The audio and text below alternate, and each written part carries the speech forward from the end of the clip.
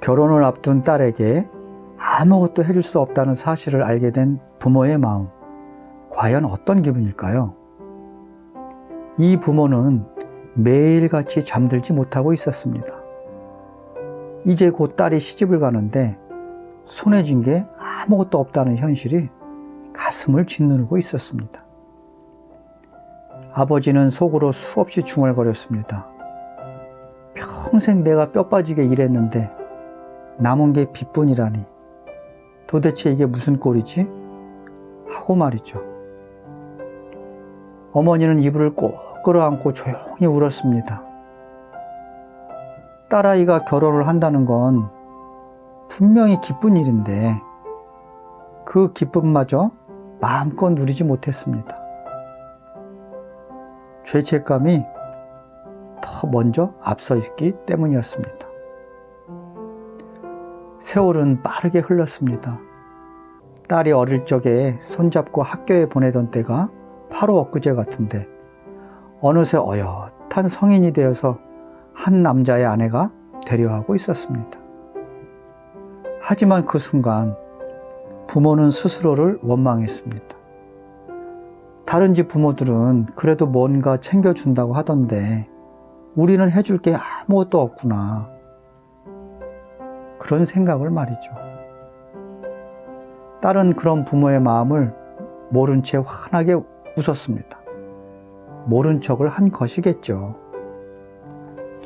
웨딩드레스를 고르는 내내 엄마 저 예뻐요? 라며 천진난만하게 물어왔죠. 그 모습을 보는 순간 부모의 가슴은 더욱 아려왔습니다. 딸이 행복해하는 그 순간에도 부모는 저 드레스 값조차도 우리가 마련해 준 게 아니다라는 그런 생각 때문에 숨이 막혀왔습니다. 아버지는 낮에는 일용직 현장에 나가서 땀을 흘리고 밤에는 대리운전을 뛰었습니다. 어머니는 마트 계산대에서 하루 종일 서서 일을 했습니다. 그러나 카드값에 생활비로 나가고 나면 손에 쥘 수 있는 건 고작 몇만 원 남짓이었습니다. 그 돈으로 예단, 예물, 혼수 어느 것 하나 할 수 있는 게 아무것도 없었습니다. 결혼 얘기가 오가던 어느 날 사돈댁에서 슬쩍 말을 꺼냈습니다. 사돈, 아무래도 신부 쪽에서 준비를 해야 할 게 있지 않겠습니까? 그렇게 물어왔습니다. 순간 부모의 얼굴은 얼어붙었습니다. 가진 게 없으니 대답을 할 수가 없었습니다. 돌아오는 길에 두 사람은 말없이 걸었습니다. 집에 돌아오자 딸이 환하게 웃으며 말을 했습니다. 엄마, 아빠, 저는 아무것도 필요 없어요. 그냥 작은 결혼식만 하면 돼요. 요즘 결혼식 다 작게 해요, 엄마, 아빠. 그 한마디에 부모가 눈이 붉어질 수밖에 없었습니다. 딸은 그저 부모를 배려해 그렇게 말을 했을 겁니다. 하지만 그 말이 오히려 부모의 마음에 더 깊은 상처가 되어 박혔습니다. 이 아이가 이렇게 속마음을 감추고 웃고 있구나. 그동안 얼마나 눈치를 보고 있었을까. 그날 밤 부모는 한참을 이야기했습니다. 우리 진짜 아무것도 못 해주고 보내는 거야? 그러게, 뭔가 하나라도 준비해 줘야 하는데 말이야. 하지만 가진 게 없으니 어떻게 하지? 두 사람은 다시 침묵했습니다. 아픈 마음을 다잡을 길이 없었습니다. 며칠 뒤 결혼 준비를 하던 딸이 예단 이야기를 조심스럽게 꺼냈습니다. 엄마, 예단은 안 해도 되는 거죠? 요즘은 다들 간소하게 한다잖아요. 어머니는 순간 숨이 막히는 듯 했습니다. 예단, 예물 하나도 해줄 수 없는 자신이 부끄러워서 말이죠. 딸의 말은 분명 부모를 위로하려는 의도였지만 부모의 마음은 오히려 더 무너졌습니다. 아버지는 거실 창밖을 보며 담배를 태웠습니다. 얘가 우리 때문에 얼마나 마음을 졸이고 있을까? 내가 왜 이 모양이 됐을까? 시간은 계속 흘렀고 결혼식 날짜는 하루하루 다가왔습니다. 그리고 결국 결혼식 전날 밤 부모는 서로 마주 앉아 깊은 한숨을 내쉬었습니다. 내일이면 저 아이가 우리 곁을 떠나겠지. 그런데 해준 게 뭐가 있나 생각해보면 아무것도 없네. 그 순간 또 두 사람의 눈에서는 참았던 눈물이 터져나왔습니다. 기쁨보다 죄책감, 설렘보다 미안함에 앞선 그런 밤이었습니다. 그런데 바로 그때 딸이 조용히 방에서 나와 부모 앞에 앉았습니다. 그리고 뜻밖의 말을 꺼냈습니다. 딸은 부모 앞에 앉아 한참 동안 말을 잇지 못했습니다. 그리고 이내 떨리는 목소리로 말했습니다. 엄마, 아빠, 사실 전 오래전부터 알고 있었어요. 우리 집 형편이 어떤지, 두 분이 얼마나 힘들었는지. 제가 왜 그걸 다 모르겠어요. 학교 다닐 때도 그렇고, 또 생활할 때도 그렇고, 항상 제 학비랑 생활비 마련하시느라 두 분이 얼마나 고생하는지 제가 다 알고 있어요.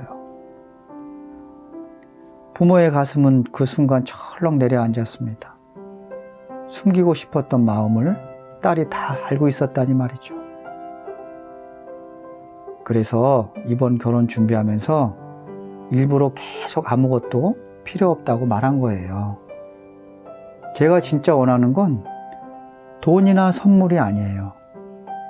두 분이 지금까지 저한테 해주신 것만으로도 저는 충분히 행복했어요.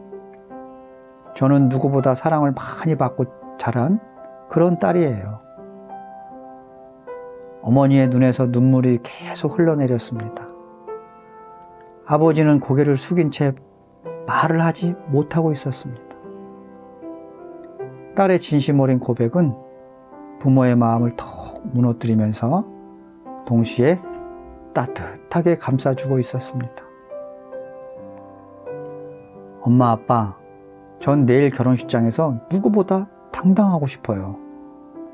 우리 집이 부자라서가 아니라 나를 진심으로 키워주신 부모님 덕분에 여기까지 왔다고 말하고 싶어요. 그러니까 제발 이제는 더 이상 미안해하지 말아주세요. 부모는 서로를 바라보다가 결국 참지 못하고 딸을 끌어안았습니다. 세 사람은 그렇게 한참 동안 울었습니다. 그 울음은 슬픔만의 울음이 아니었습니다. 죄책감과 미안함, 그리고 서로에 대한 고마움이 뒤섞인 그런 눈물이었습니다. 드디어 결혼식 당일 아침, 부모는 힘겹게 몸을 일으켰습니다. 거울 앞에서 양복을 매만지고 옷매무새를 고치면서 오늘만큼은 당당해야 한다고 속으로 다짐했습니다. 예식장에 도착한 순간 딸은 눈부시게 아름다웠습니다. 하얀 웨딩드레스에 가득한 미소, 그리고 부모를 향한 따뜻한 눈빛. 그 모습만으로도 부모는 가슴이 벅차올랐습니다. 주례의 말이 끝나고 신랑 신부가 부모 앞에 나와 인사하는 순간이 왔습니다. 딸은 부모의 손을 꼭 잡으며 속삭였습니다. 엄마, 아빠, 지금까지 정말 고마웠어요. 앞으로는 제가 두 분을 지켜드릴게요. 그 순간 부모는 더 이상 눈물을 참을 수 없었습니다. 눈물이 흐르는데도 눈물을 잃지 않으려 애쓰며 고개를 끄덕였습니다. 그들의 마음속에는 여전히 미안함이 있었지만 그보다 더 큰 감정이 자리 잡고 있었습니다. 그래, 이 아이는 우리가 해준 모든 사랑을 온몸으로 느끼고 있었구나 하고 생각하니 그런 딸이 너무 고마웠습니다. 결혼식이 끝나고 조용해진 대기실. 딸은 마지막으로 부모에게 다가와 말했습니다. 저는 이제 한 가정의 아내가 되지만 여전히 엄마 아빠의 딸이에요.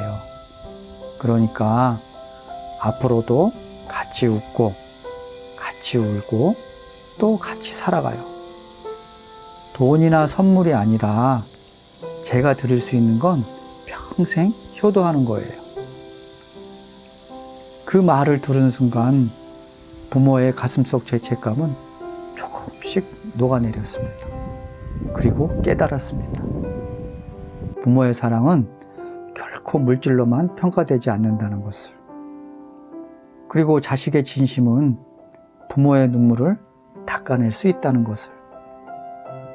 집에 돌아오는 길에 부부는 서로에게 말했습니다.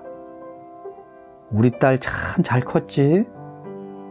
그럼 우리가 가진 건 없었지만 그래도 딸 하나는 제대로 키운 것 같아. 두 사람은 그제서야 환하게 웃을 수 있었습니다. 그리고 오래 묵혀두었던 죄책감 대신 가슴 깊은 곳에서 따뜻한 자부심이 피어올랐습니다. 여러분, 부모의 사랑은 언제나 부족하다고 느껴지지만 자식에게는 세상 그 무엇보다 값진 선물입니다.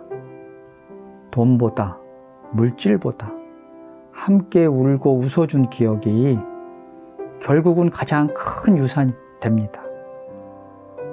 오늘 준비한 이야기는 여기까지입니다. 감사합니다.